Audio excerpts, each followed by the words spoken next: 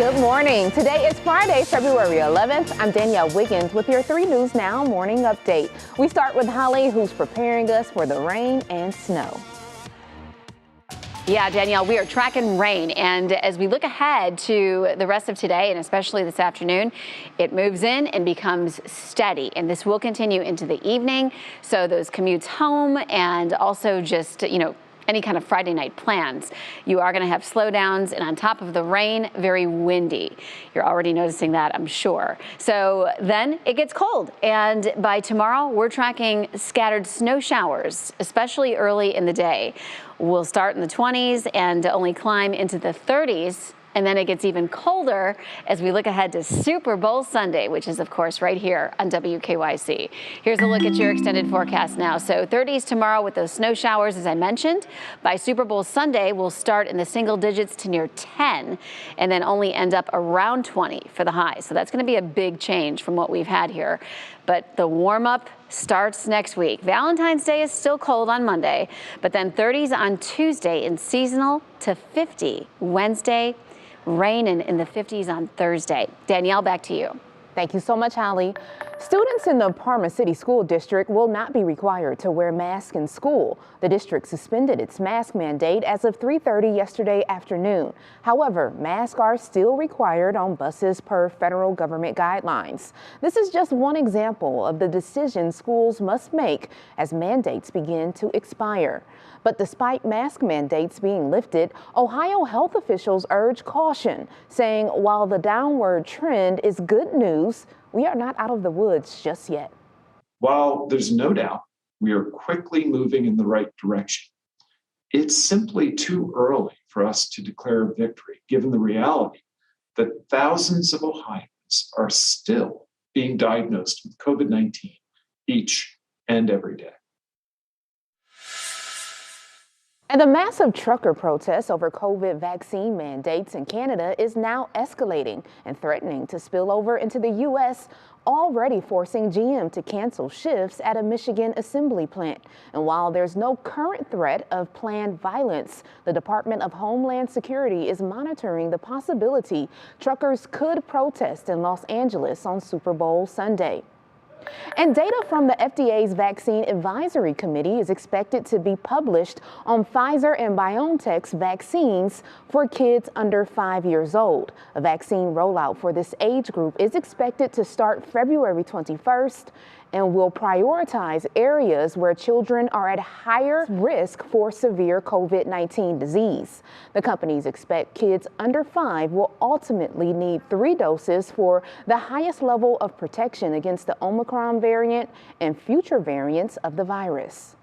The way the virus has evolved, the virus is now able to infect the youngest children, much more so than they were when this pandemic started. It just tells us that we're coming to a head where we can actually start to protect the youngest members of our society.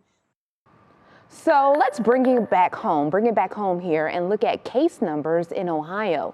4,176 cases were reported Thursday, remaining below the 7-day average of 7,842. Hospitalizations were also just under the 21-day average of 300. So you can see the number on your screen indicating that there were 257 reported hospitalizations in the past 24 hours. And the city of Eastlake is on alert for flooding and ice jams in the Chagrin River. It's due to cracks starting to form on the ice upstream as it melts. Reverse 911 calls will let the community know when to seek higher ground, and the fire department is prepared to help with evacuations. And in Akron, police say 13 people face charges for being part of a drug trafficking conspiracy. Investigators found more than 35 pounds of fentanyl in a search of a Merriman Valley apartment and several other homes. Officers also found meth, cocaine, and weapons. All are charged with conspiracy to possess with intent to distribute. And ODOT released new video of a car falling off the I-90 bridge on Cleveland's west side earlier this week. So you can see it right here. Police say the 18-year-old woman lost control of the car heading eastbound on I-90 near West 98th Street. So the car went off the roadway, as you see here, over a snowbank and over the bridge wall. The driver was taken to Metro, and so far, we have no word on her condition.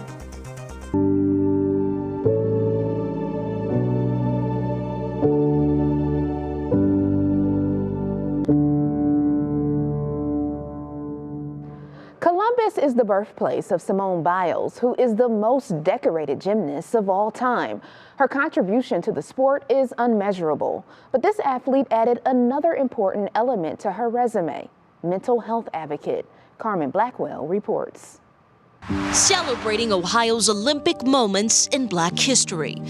Every sport has the greatest of all time, or otherwise known as the GOAT. And in gymnastics, many people consider that person to be Simone Biles.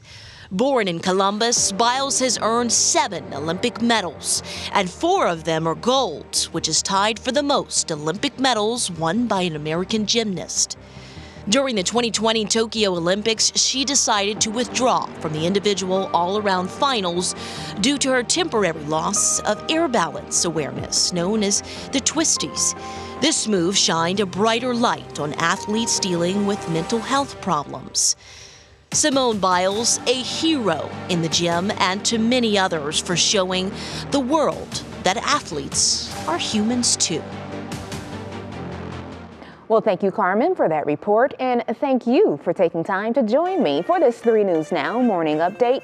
Our digital team will continue to bring you the stories making headlines around Northeast Ohio and beyond. Make sure you continue to check our social media pages and WKYC.com throughout the day.